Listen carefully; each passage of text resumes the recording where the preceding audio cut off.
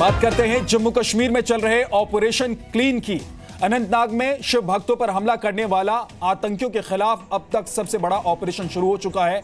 इसके लिए अमरनाथ यात्रियों पर आतंकी हमले की जगह के 50 किलोमीटर के दायरे में स्पेशल ऑपरेशन चलाया जा रहा है।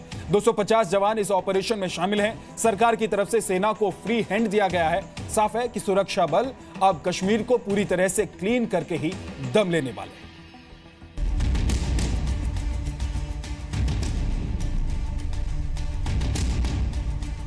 इस्माइल की मौत का काउंटडाउन शुरू।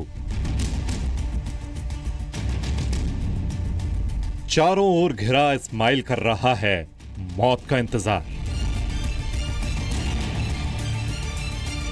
जवानों की हर गोली पर लिखी है इस्माइल की मौत। अमरनाथ यात्रा में शिव भक्तों पर हमला करने वाला आतंकी अपनी अंतिम सांसें ले रहा है। सूत्रों के मुताबिक सेना ने लश्कर के आतंकी अबू इस्माइल के खिलाफ ऑपरेशन की शुरुआत कर दी है और इसके लिए दक्षिणी कश्मीर में कई जगह सर्च ऑपरेशन चलाए गए हैं। दावा किया जा रहा है कि 4 आतंकी सुरक्षा बलों के रडार पर हैं। इस्माइल को मौत के घाट उतारने के लिए अमरनाथ यात्रियों पर आतंकी हमले की जगह के 50 किलोमीटर के दायरे में स्पेशल ऑपरेशन चल रहा है। 250 जवान इस ऑपरेशन में शामिल हैं। सरकार की तरफ से सेना को फ्री हैंड दिया गया है।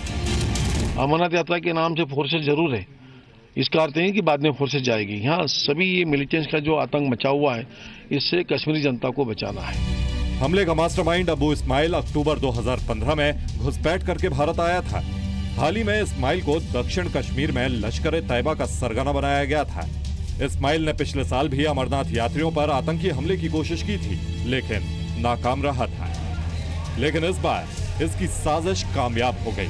इसके लिए इस्माइल ने 8 और 9 जुलाई को इलाके की पूरी रेकी की थी। एजेंसियों के मुताबिक हमले में आतंकियों ने 2 मोटरसाइकिलों का इस्तेमाल किया था। तीर्थ यात्रियों पर हमले के बाद तीनों आतंकियों को अनंतनाग के हसनपुरा इलाके में देखा गया था। यह भी जानकारी मिली है कि तीर्थ यात्रियों की बस पर हमले के दौरान आतंकी कुछ लोगों को बंधक बनाना चाहते थे। आतंकियों की साजिश तो सफल हो गई है, लेकिन सेना अब इंतकाम लेने के मूड में है और ये बात सेना के पिछले रिकॉर्ड को देखकर समझी जा सकती है। पिछले महीनों में जितने बड़े आतंकी हमले हुए हैं, उनके पीछे रहे बड़े आतंकियों को सुरक्षा बलों ने मार गिराया है, चाहे उसके लिए सर्जिकल स्ट्राइक ही क्यों ना करनी पड़ी हो। इसके सबूत इन 3 आतंकियों की तस्वीरें हैं, जिन्हें बड़गाम में बुधवार सुबह ही सुरक्षा बल के जवानों ने जहन्नुम भेज दिया।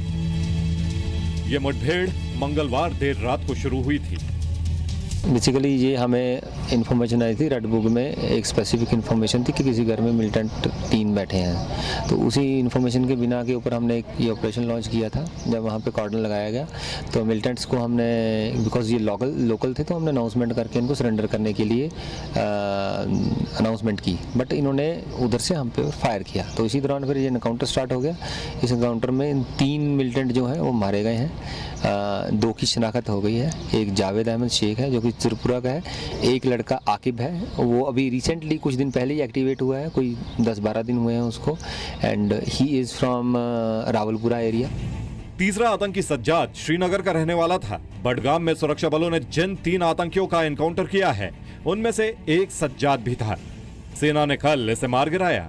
ये वही सज्जाद है जो श्रीनगर में जम्मू कश्मीर पुलिस के डीएसपी अयूब पंडित की हत्या करने वाली भीड़ का रिंग लीडर था।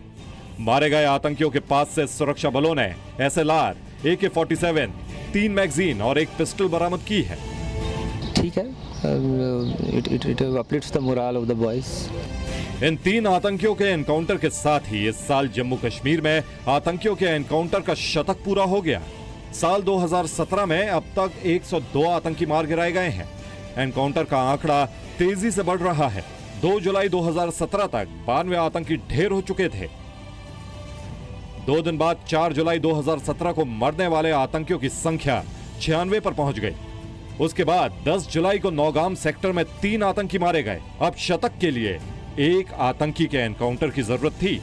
अगले 48 घंटे में यानी 12 जुलाई को 3 आतंकियों के मारे जाने के साथ यह आंकड़ा पहुंचा 102 पर। ब्रेव हार्ट्स, हमारे फौज के ये जवान जिन पर हमें गर्व है। कल रात ही एनकाउंटर हुआ जिसमें 3 आतंकवादी थे।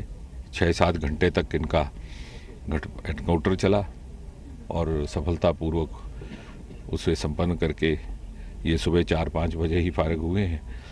और मुझे व्यक्तिगत तौर पर हम दोनों को बड़ा संतोष भी और गर्व भी है कि हमारे यहाँ होते ये इन्होंने सफलता प्राप्त की और हमें ये सौभाग्य प्राप्त हुआ कि आकर के इनको विदाई दे सके। वास्तव में इन्हीं बहादुर फौजियों के कारण है कि हम अपनी दिनचर्या सुरक्षा के साथ बिताने में सफल हैं। पीएमओ में राज्य मंत्री जितेंद्र सिंह का दावा है कि कश्मीर में अब आतंकवाद आखिरी सांसें गिन रहा है, यानी बीते कुछ महीनों से आतंकवाद के खिलाफ सेना का ऑपरेशन अंजाम पर पहुंचने के करीब है। We are now in the last phase of militancy. Could they have not set an example by first giving the gun in the hands of their own children?